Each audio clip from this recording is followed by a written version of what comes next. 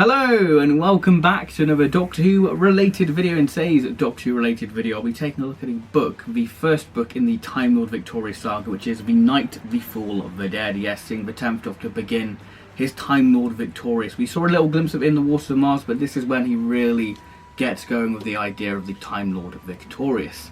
So the Time Lord Victorious is this grand, epic, multi-platform, multimedia story told across various bits of media such as books, comics, Big Finish, and even a t-shirt. It's just incredible. And so far it has been an absolute delight to delve into the Time Lord Victorious, this whole area of Doctor Who, what we got a little hints at, but we're finally getting that whole idea of the 10th Doctor's vanity is really pushed forward within this series. So the Time Lord Victorious itself, it is very accessible. It is very accessible. The bits what I've experienced, they are very much their own self-contained stories. This book is very much its own little story in its own right, but of course it does link into the jigsaw, what is the Time Lord Victorious. It does create this grand picture, but you're getting a little slice of each story, and if you experience all the bits of media, then you'll get the grand gist of the story. So the book itself is written by Stephen Cole, one of the familiar Doctor Who writers. Wrote a load of Doctor Who books, done a few Big Finish. He wrote the fantastic Apocalypse Element, which I just love. I think that it's a brilliant Big Finish audio, and I think that this is the second Doctor Who book released this year. The first I remember being At Childhood End, which is a fantastic 13th Doctor book, and one of the best bits of 13th Doctor media out there. I really love that book, and hopefully one day I will do a review on it because it's fantastic. So the way this little review is going to do is I'm going to look at the presentation, and then I'll do my brief thoughts on the plot, and I'm going to keep this review as spoiler free as possible because it is a short book, so I want you to have that same sort of factor so you can enjoy and experience the whole roller coaster of this book in itself, and then I'll do my concluding thoughts on it. So that's basically the way this video is going to work. So let's look at the presentation. So taking a look at the cover art, we've got this great sort of alien landscape there, the Cthulhu, the 10th Doctor and Brian the Ood on this sort of desolate alien planet, The Night, the Fall of the Dead by Stephen Cole, the spine of the book, and at the back of the book we've got a quote and the Cthulhu there on this great alien landscape again. So the book length is basically 178 pages, so it's an incredibly short and quick and easy read because your normal Doctor Who book is normally around 250 pages. So this is a very short, accessible, self-contained story. So the format of the book is great. So you've got your standard traditional chapters, but in between certain chapters you've got these lovely little interludes, which I am not gonna spoil, but it has this sort of common theme of this sort of rhyme in terms of all flesh is grass, what the Doctor would say in the interludes. I'm not going to say more on the interludes because that's for you to discover, but they're a really nice little addition within this book and sort of break away from the story, and you're like, how does this link into the sort of story what's being told in this book? But by the end of the book you're like, yeah, those little things make perfect sense why they're in this. So yeah, it's great. So the story itself, we see the 10th Doctor start off on this tomb world, very much reliving and sort of being haunted from the events of the Waters of Mars, from Adelaide's sort of death, which is great, sort of a little callback to that, because the whole sort of ending of the Waters of Mars is really great actually, because you've got these different beats from the 10th Doctor, of the beat of Adelaide being, shooting herself, and the second beat of the sort of breakdown of the 10th Doctor going, have I gone too far? And obviously him sort of thinking, is this my time, is this my death? And then we cut to him in the TARDIS being this, the third and final beat of him going, no, I'm going to carry on this Time Lord Victorious, I'm the only one left. So this book, I think in terms of characterisation with the 10th Doctor, is brilliant. You still have that sort of happy-go-lucky 10th Doctor in a way, but there are moments throughout this book where you get sort of inklings that something's bubbling underneath the 10th Doctor, that as soon as he gets wind of what's going on with the Cthulhu, he has that sort of inner rage and fury, what we get glimpses of throughout the 10th Doctor's era, so we really get to see that. So going back to the story now, so it's rather fitting that we start off with the book in sort of this sort of tomb, because obviously this whole sort of book centres around the theme of death, with obviously the 10th Doctor trying to stop death and fight death itself, because the Cthulhu are basically an embodiment of death. They decide how long a species should live for, they decide the lifespan of it. So we have these two characters called Phalomax and Estine, Estine's very much one of the main characters, as we very much follow her throughout the book. I think that's how I'm pronouncing. I think that's how you pronounce her name. I could be completely wrong. And they have this whole gadget called the Life Shroud, which basically stops the Cthulhu design touching you, so it stops you from dying, because this is set in the Dark Times. And I think that's one thing what I love about this book is the setting, the Dark Times. That we get little glimpses throughout Doctor Who's sort of history of the Dark Times, this whole different sort of world, as it were, this whole different age. And I love that we're exploring that, because it just makes the whole mythology and just makes the universe a lot more rich, and exploring that, you know, a side of the Doctor universe what we haven't really explored. So it's great that we are exploring that nature. And this is when Brian the Ood comes into the story, very much from the events from He Kills Me, He Kills Me Not, the first Big Finish 8th Doctor story. You know, you don't need to listen to that to understand it. There's just a little reference to that, which again, if you've experienced that, it will just add greater context. Like, you're not missing out if you haven't listened to it at all.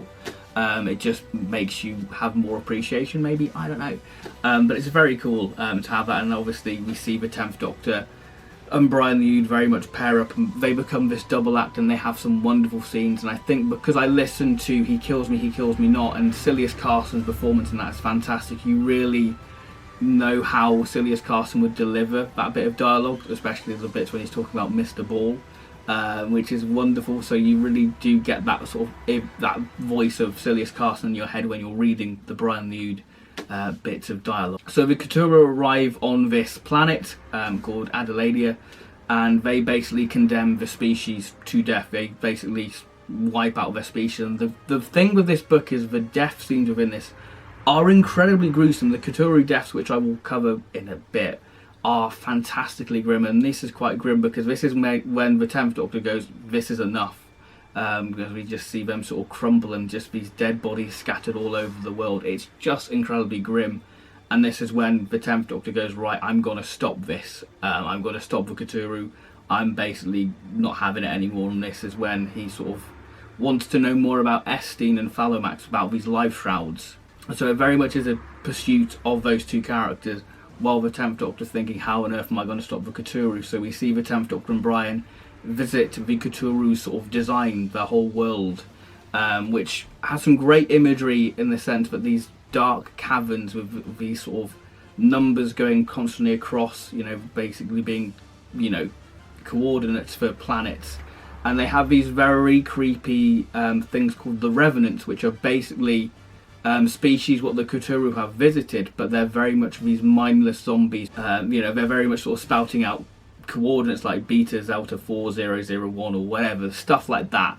And it's just great. It's quite chilling to see that, and it provides some great little action moments, and you really get to explore the Cthulhu more as a species, because this book is very much centered around them. They're the main enemy of this book, and like the Master Short Trip, Lesser of Evils, I think Lesser of Evils explores the Cthulhu a little bit more in terms of how they decide the lifespan of a species. So the Dr. Brian, Phalomax and Estine join forces as they find out that the Cthulhu are going to strike on the planet Mordelia. I think that's the planet what they're going to strike next. So the 10th Doctor is very much going, right, we're going to sort of work on the life shrouds, we're going to save this planet, we're going to try and stop the Cthulhu, we're going to use their power, their Cthulhu design against them. So this is very much when we get the proper Time Lord victorious 10th Doctor in action, with him trying to repel the Cthulhu, which leads to a fantastic cliffhanger, which I'm not going to spoil, but by the end of it you're like, oh, the 10th Doctor really has gone into his Time Lord victorious mood. Because like I said, throughout the book you get little bubblings under the surface, little moments where he snaps, you know, especially when he's confronting the Cthulhu, are just some of the best bits in the book actually, because, you know, the Cthulhu can't really do anything to the Doctor because he's not part of their design. There's a little reference to the Time Lords that the Cthulhu see promise in the Time Lords as a species, and they might go back and alter their lifespan because of the Doctor. But because the Doctor is a sort of unknown entity in the Dark Times, he can't really be part of their design. He can't be, you know, condemned to death by the Cthulhu.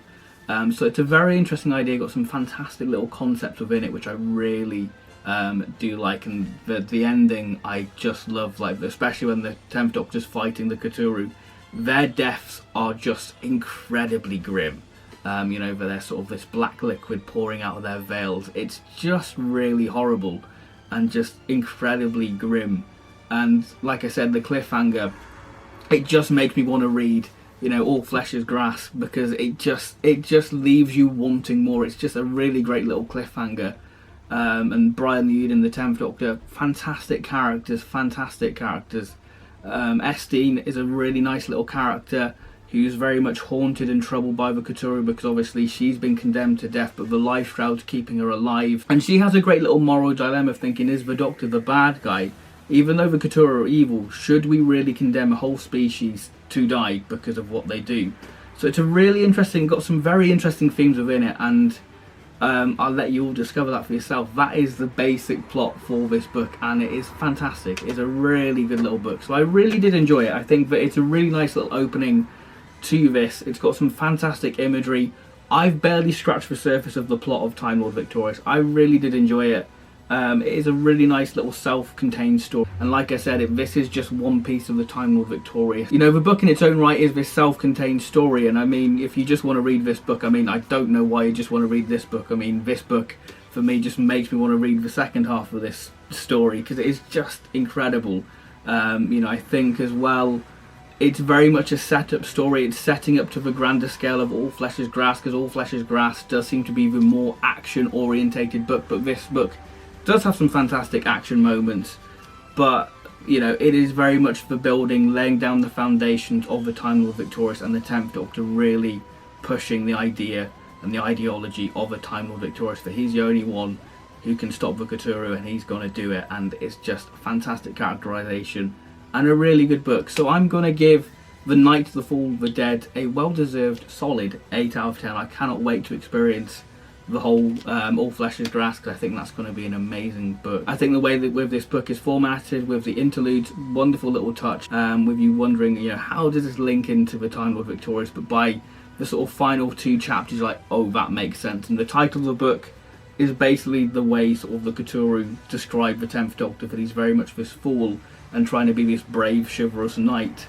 but will that be his downfall in the end? So it's a really, really good book. I really do like it. It's a nice, simple book, nice, quick and easy book. So, you know, it's not too challenging. It's just a really nice little story, seeing the 10th Doctor really go into his Time Lord Victorious mode. So it is great. It's got some nice little cameos in there. Not going to spoil who's in the book, but it's got some really nice little cameos as well. So that is my little quick review of The Night of the Fall of the Dead. I hope you have enjoyed it, and I haven't waffled on too much, but it is a very nice little book, and I do recommend it if you are following the Time Lord Victorious series. So that is my review of The Night, the Fall of the Dead. So thank you very much for watching, and I'll see you next time. So thank you very much, and goodbye.